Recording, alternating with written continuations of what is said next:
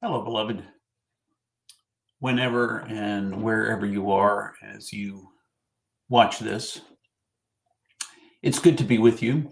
It's good to have this opportunity to speak to you. It's been, for me, more than 4 weeks since I have, or almost 4 weeks, maybe exactly 4 weeks, since I've done one of these moments. You may have seen all the moments in the interim. I spent the several weeks before I left on vacation pre-recording, planning for and pre-recording these moments. And so this is the first time I've done it, really in 4 weeks.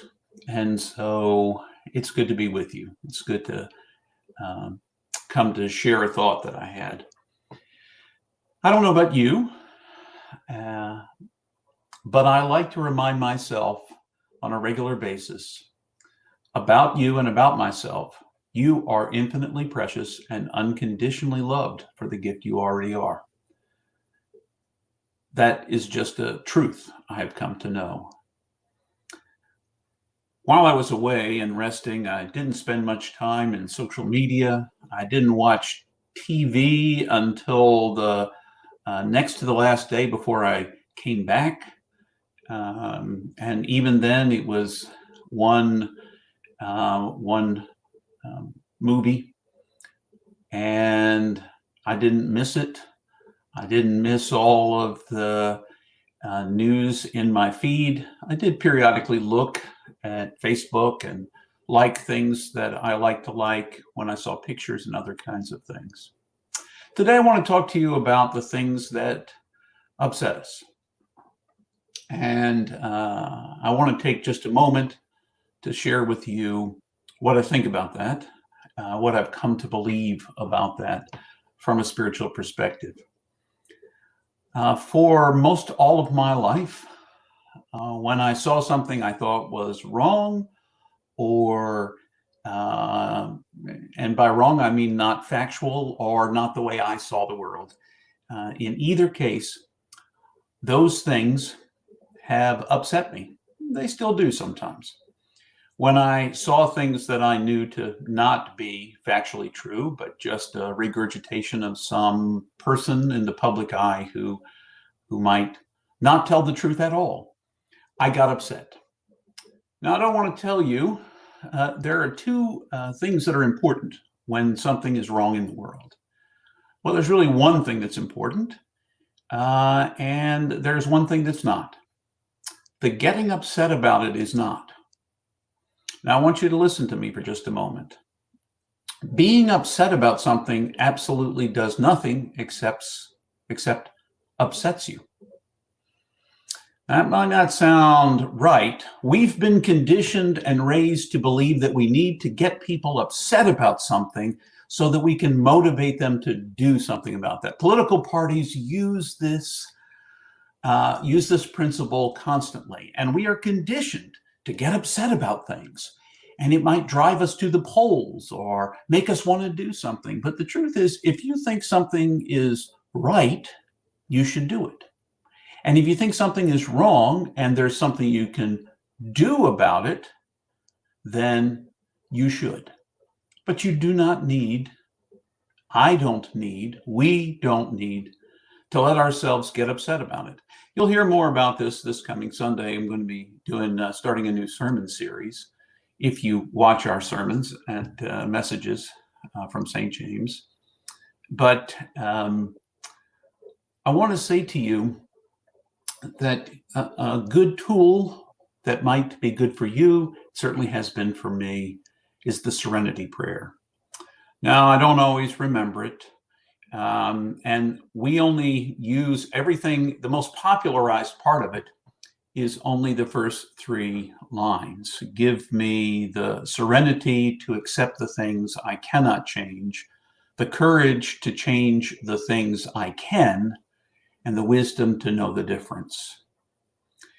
None of that speaks to you about getting upset about it. It speaks, in fact, about being serene about the things you can't change, simply receiving it. There are people in the world that when I hear them, my propensity is to get upset. And the only one that really affects, it's not the person who's doing anything. I'm not changing them by being upset.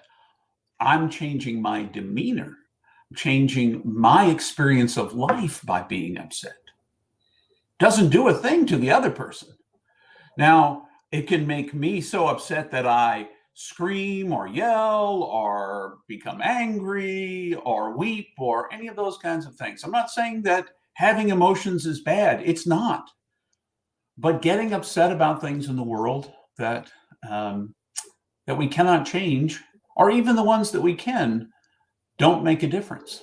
Doesn't make a difference to be upset. It makes a difference to change, to have the courage to change the things that you can, and the serenity to accept the things you cannot.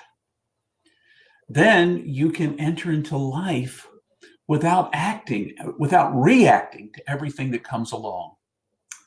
I still react sometimes to things that appear on my Facebook feed. My current process then is to hide whatever that person is for 30 days. I do it. If you've ever been hidden by me, you may or may not know. I don't know if Facebook says, hey, James hid you. I don't know, and it doesn't really matter. But I do that.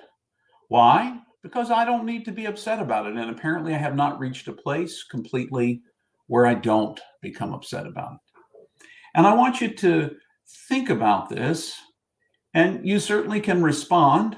You can disagree with me, and if you have some thoughts about it, you're certainly welcome to respond in the various, depending on where you're watching this, you have the opportunity to respond to it as you choose. But I just want you to think about for a moment that the things that you may perceive as wrong in this world, if you can do something about it, have the courage to do that. If you cannot, you do not have the power to do anything about it, learn to serenely accept it and develop, encourage, welcome the wisdom that lets you know the difference between the two. Perhaps the first thing you should ask, that I should ask, that we should ask when something upsets us is what can I do about this thing? What can I do about it? If I can't do anything, breathe into the moment and let it go. If there's something I can do, instead of getting all worked up about it, do that thing. Do that thing. And cultivate within yourself, as you ask that question, the wisdom to know the difference between the things you really can change and the things that you can't. Because there are plenty of things in this world that I have no power to change. And there are plenty of things in this world that I do. And so I'm going to do my best to change the things that I can without being upset about them. Simply try to do the things that I can. And the things that I can't, I'm going to let go. Because getting worked up about them only robs me of life. It doesn't help anyone. So the next time you see that upsetting commercial, you can change away from it. You can ask yourself the question, what can I do about it? And if the answer is absolutely nothing, let it go. Breathe, let it go. If there's something you can, then do that thing. Have courage to do the thing about it. But in either case, getting worked up and upset about things does absolutely nothing to anyone but the one who is upset, whether it's you or me. So in the midst of it all, that's my thoughts for today. Coming back, having just come back from vacation, I invite you to ponder them yourself, to respond if you so desire, but to remember in the midst of it, whether you respond or not, that you are infinitely precious and unconditionally loved for the gift you already are. Whether or not you agree with me or anyone else, you are. You are a gift. So until the next time I'm with you, I wish you all the best.